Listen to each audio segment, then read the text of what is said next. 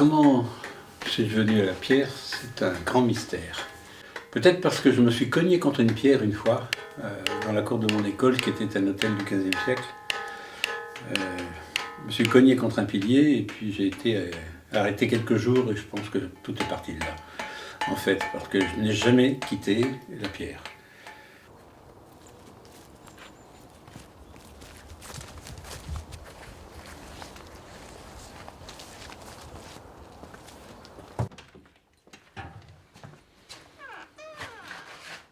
Après là.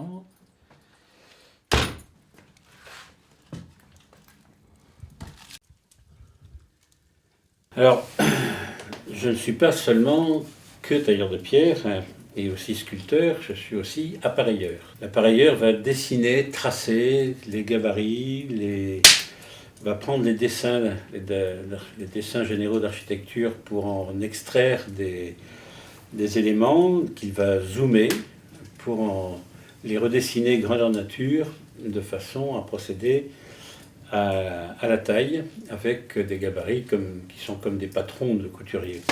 Nous sommes un certain nombre encore à avoir ce statut de tailleur de pierre, maître de l'œuvre et l'enseignement de ces connaissances. D'ailleurs, je vais vous montrer un petit quelque chose. Montrer un exemple de ce qu'est le métier d'appareilleur. Voilà.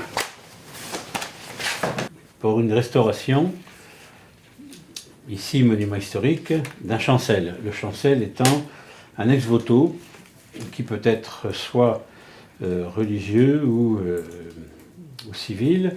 Et un chancel est aussi une fenêtre aveugle qui reçoit les armoiries d'un seigneur.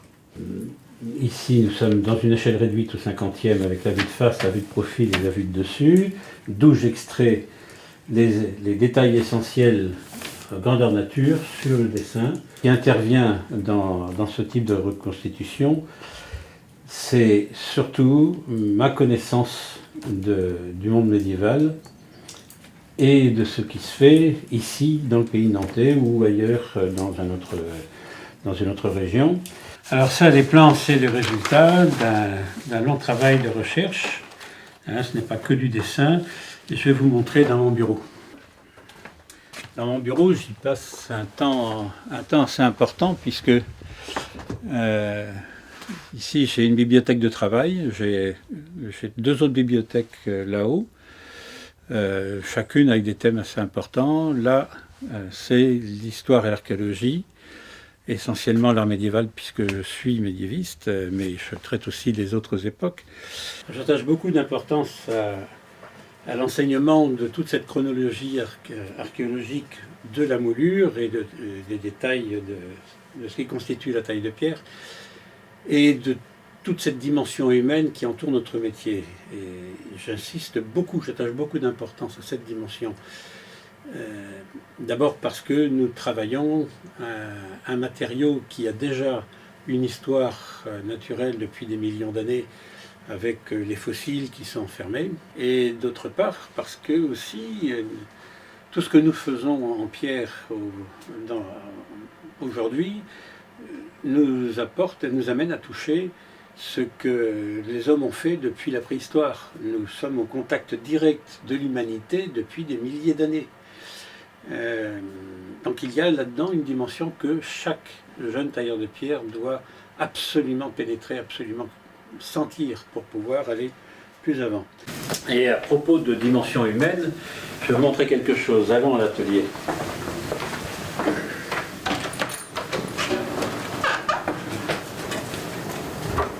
Voici la canne du maître d'œuvre, qui est ma canne avec mes dimensions. C'est-à-dire que, en fait, tous les êtres humains ont une divine proportion qui leur est propre, mais qui est universelle, puisque le rapport entre chaque élément est strictement le même. C'est-à-dire que le nombre d'or, c'est 1,618, et le rapport de proportion de la divine proportion du corps humain, c'est 1,618.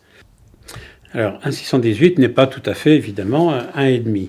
Mais on va dire 1,5, en gros, pour simplifier l'explication.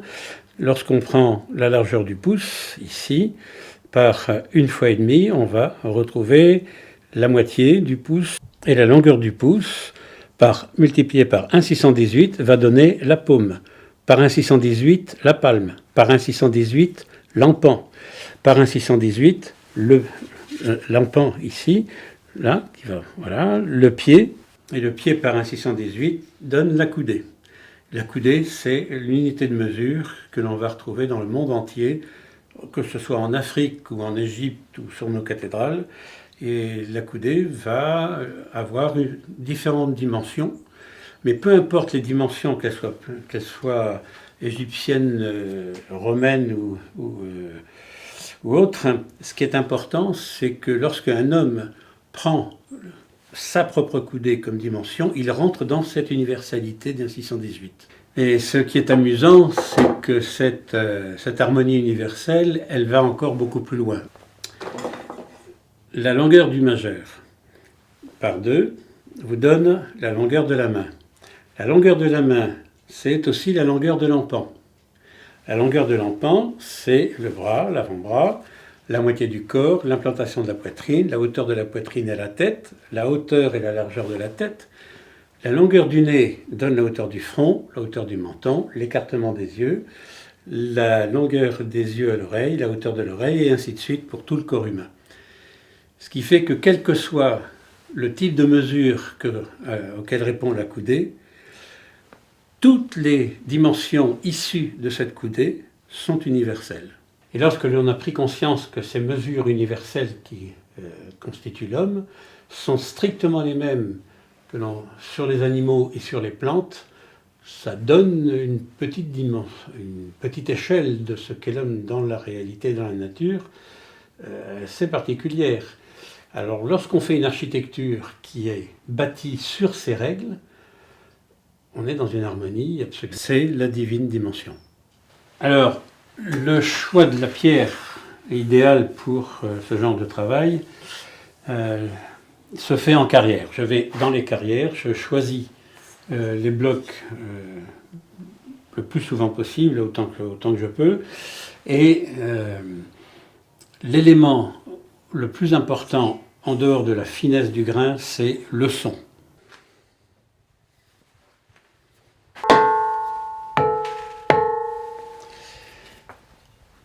Et lorsqu'il y a un défaut, on n'a pas une telle qualité de son. Mais c'est dommage, je n'ai pas de pierre à défaut à vous montrer, je n'en ai pas dans mon atelier.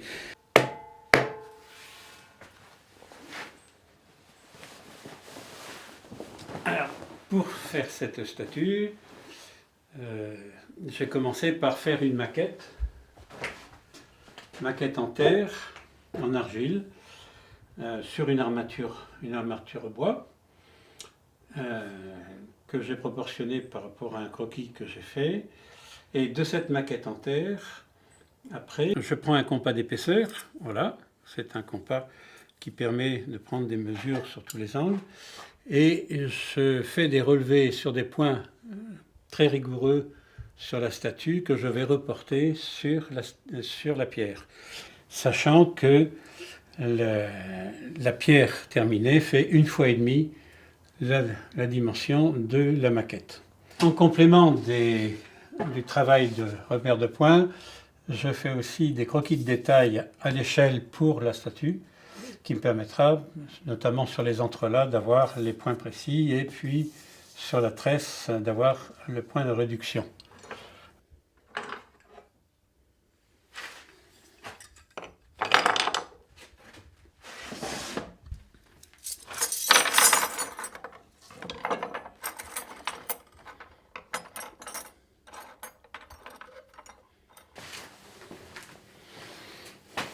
Bon, alors cette œuvre-ci, elle est un peu spéciale. C'est une commande que ma femme et moi, nous nous sommes fait il y a presque 20 ans.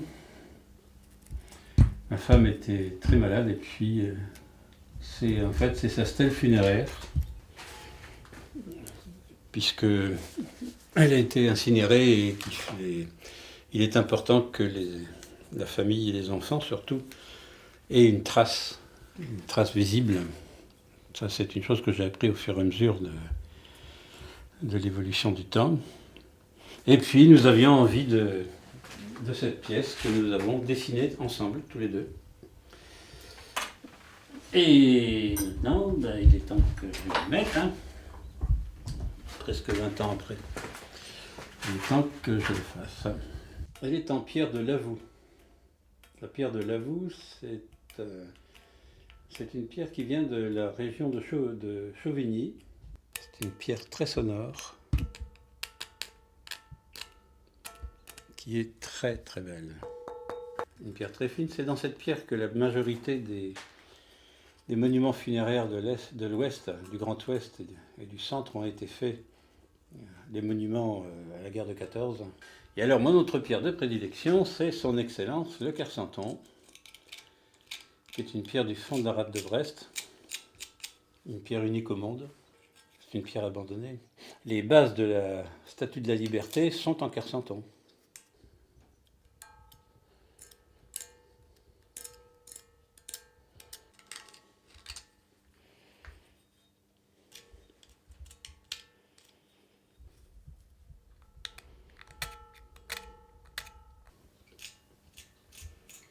Alors, dans les petites choses qui me tiennent beaucoup à cœur, c'est la transmission du savoir.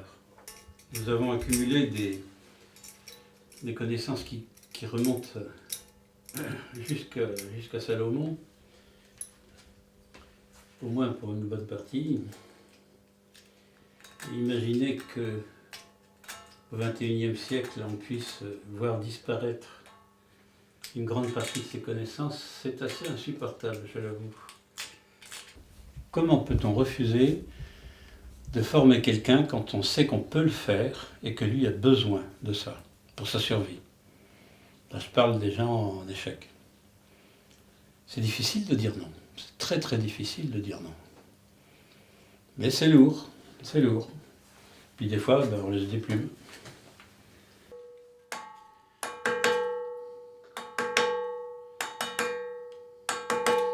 Maintenant, il m'arrive encore de prendre des fois des stagiaires en sculpture, plus qu'en taille de pierre, mais très peu, très peu. Maintenant, j'essaye de passer un peu plus de temps avec moi et sur ce que j'ai envie de faire vraiment, quoi.